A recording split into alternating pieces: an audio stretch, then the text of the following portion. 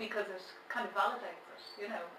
So, you know, if you're training translators, you make explicit the fact that you want them to have a particular understanding of their profession, their role in the world, their ethical responsibilities. And some of that might have been there before, but it was implicit. Now it's explicit, and I think that's a good thing, and that's explicit to the students as well. My point is, I work for an NGO, a medical NGO. I don't think we should be too naive. NGOs also have pressures from funding bodies, whether it's the European Union, whether it's going to be USA, etc. They also have pressures. So even though we want to provide basic needs, if you're going for government funding or for funding from various organisations, there are also pressures. Some of the NGOs work with don't get money from governments because of that. The one that I work for does matter. We're 99% private funded, but there are an awful lot that do. But again, it all boils down again to individual responsibility. Exactly.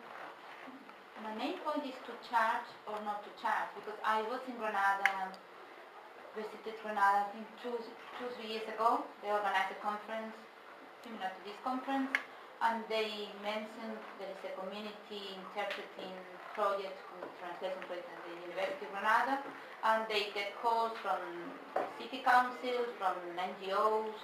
The point is, I mean, they have money to pay for everything except the translators and interpreters. I mean, yeah, we were talking about that.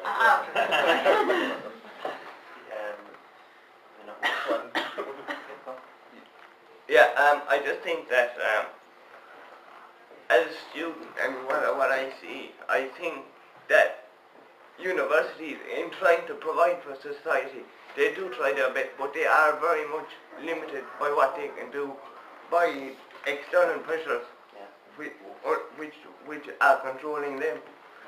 And like, because people want money for research and all this kind of stuff, they need to kind of act a certain way in order to get it, and thus that diminishes their societal role in trying to develop the ethical standards in students and trying to profess how you should approach a particular profession, or try to influence their students, and that they are really stuck between a rock and a hard place. Yeah. Again, I think that's one of the reasons why we try to implement these partnerships, because if we are just on our own applying for funds, it's difficult. But we partner with Red Cross, with UNAIDS. It's easier to, I think, to share a common goal, a more social goal, and to appeal to those governments that otherwise would say, oh no, or even to private organizations. Some private organizations, like, well, SDL, for instance, they give us some free licenses because we work with UNAIDS. They say, oh, people at SDL like the social mission of fighting against AIDS. Well, sorry, we can't take fighting against AIDS. Response response to it, you know. So they gave us some free licenses because of that. So in a way we feel as if we are mediators. It's difficult, we have all these pressures, you said, these limitations, but sometimes we can, I think. No, I was merely going to say that the average person coming into a university has already had a whole context of messaging that university is for individual, private gain. You were to go to university so that you can position yourself to be in a company, to earn a better living standard, and the universities are responding to that as well. So they have students who show up not because they want to work for the greater good, but because if they go to university and have a university degree, they will be in a better position against other colleagues for earning a living. Maybe not everywhere, not everybody. I mean, there are many people in Salamanca and in other Spanish universities who are against, who really demonstrate against this profit view of universities. I don't think it's the majority, but it depends where, and depends. Again, depends on individual students, and in some countries we have a certain view of universities, and some other countries it's a bit different, depends on history, on background, and even on governments.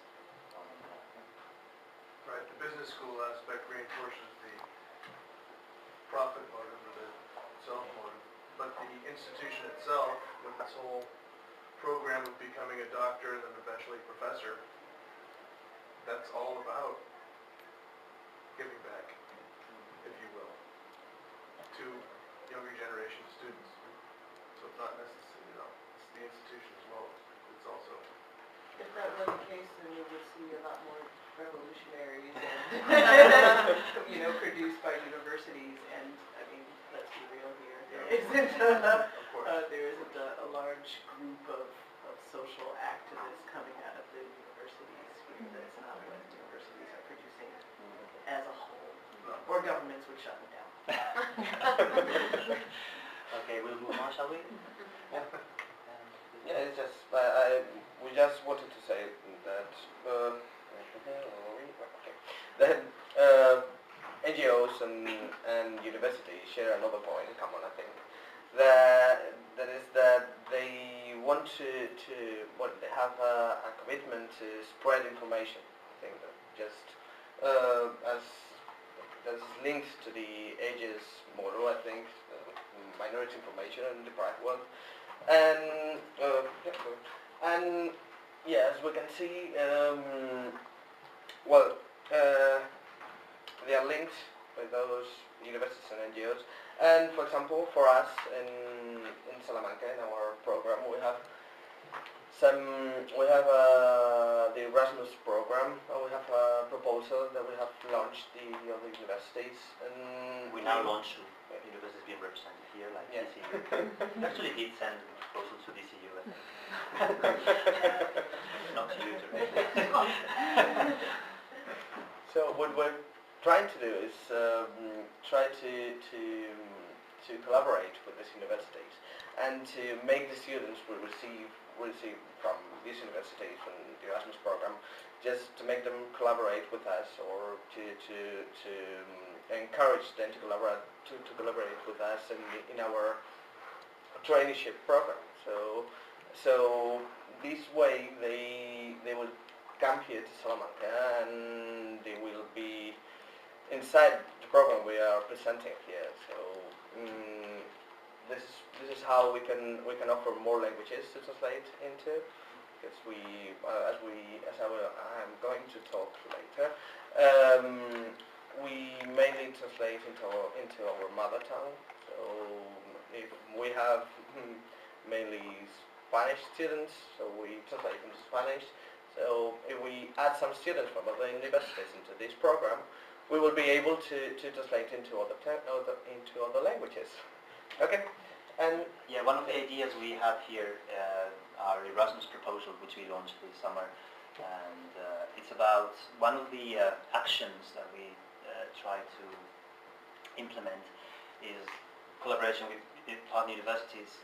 Whereas, for instance, we have we've talked with a cinema company in Salamanca.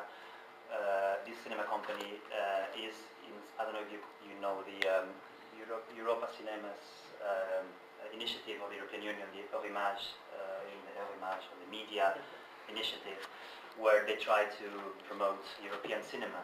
Now, what they told us is, listen, we have many very good short films that are produced in Spain, and nobody else watches these films because nobody wants to subtitle them. So why don't we have different universities working on this project? Whereas we have Spanish short films, we have, for instance, DCU, and DCU students would subtitle these films, and they can be sent to different countries. Or in Portugal, well, of course, they get the appropriate permissions for that. And the other way around, maybe there are Irish films that are very interesting short films, but they wouldn't be distributed because companies think they wouldn't get money out of that. So we get our students subtitling those short films, and they can be shown in Spain as one of the ideas. I think that could be interesting. And we're talking about films, but we also talk about